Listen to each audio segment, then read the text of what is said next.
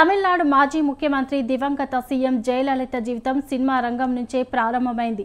ఇష్టం లేకపోయినా డబ్బు కోసమే ఈ రంగంలోకి అడుగుపెట్టినట్లు జయలలితే స్వయంగా చెప్పేవారు. అలా సినిమాల్లో స్టార్ హీరోయిన్గా ఎదిగారు.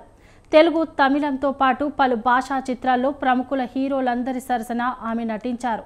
సినిమాల్లో స్టార్గా ఉన్నప్పుడే 1982లో రాజకీయాల్లోకి వచ్చిన జయలలిత అక్కడ కూడా తాను సక్సెస్ఫుల్ అని నిరూపించుకున్నారు.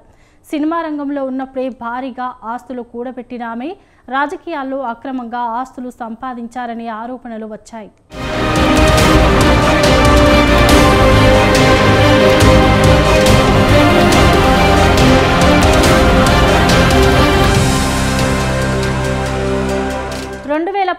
లో అక్రమాస్తుల కేసులో జయలలిత, ఆమె నెచ్చెలి చిన్నమ్మ శశికళ, చిన్నమ్మ బంధువులు ఇలవరసి సుధాకర్ను బెంగళూరు ప్రత్యేక కోర్టు జైలు శిక్ష జరిమానా విధించింది.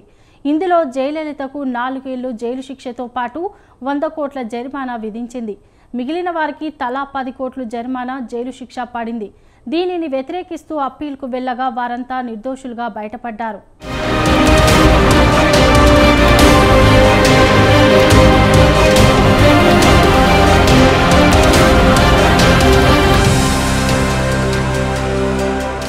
అయితే ఈ తీర్పుపై దాఖలైన పునర్సమీక్ష పిటిషన్పై విచారణ ముగియకముందే జయలలిత మరణించారు. 2017లో వెలువడ్డ ఈ తీర్పులో జయలలితను దోషిగానే పరిగణించారు. ఆమె జీవించి లేకపోవడంతో శిక్ష నుంచి తప్పించుకున్నారు.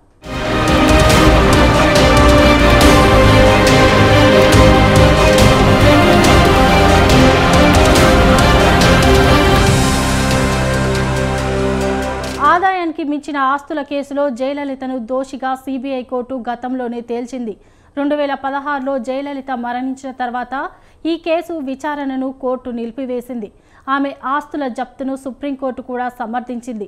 జయలలితకు లీగల్ వారసులం తామేనంటూ ఆమె మేనకోడలు దీప, మేనల్లుడు దీపక్ కోర్టును ఆశ్రయించారు.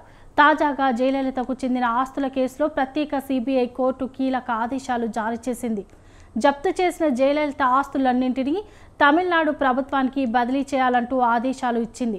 జయలలిత మేనకోడలు దీప, మేనల్లుడు దీపక్ దాఖలు చేసిన పిటిషన్లను జనవరి 13న కర్ణాటక హైకోర్టు కొట్టివేసిన నేపథ్యంలో ప్రత్యేక సిబిఐ కోర్టు ఈ ఆదేశాలను ఇచ్చింది.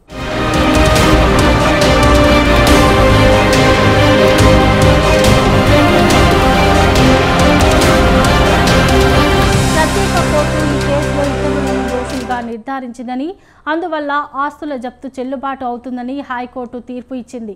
ఒకవేళ జయలలిత రాజకీయాల్లోకి రాకముందు సంపాదించిన ఆస్తులు ఉంటే వాటిని ఆమె బంధువులు వారసులు అవుతారని కోర్టు స్పష్టం చేసింది.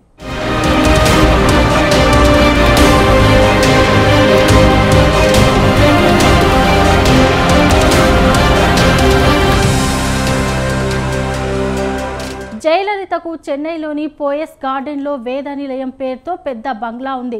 ఆమెకు చాలా చోట్ల అనేక భూములు ఉన్నాయి. జయలలితకు ఎస్టేట్ కూడా ఉంది. అలాగే ఆమె పేరు మీద బ్యాంక్ డిపాజిట్లు, ఇతర ఆస్తులు ఉన్నాయి. బంగారు ఆభరణాలు, వెండి కూడా ఉన్నాయి. సిబిఐ కోర్టు ఆదేశాల ప్రకారం జయలలిత ఆస్తులన్నీ రాష్ట్ర ప్రభుత్వానికి బదిలీ కానున్నాయి.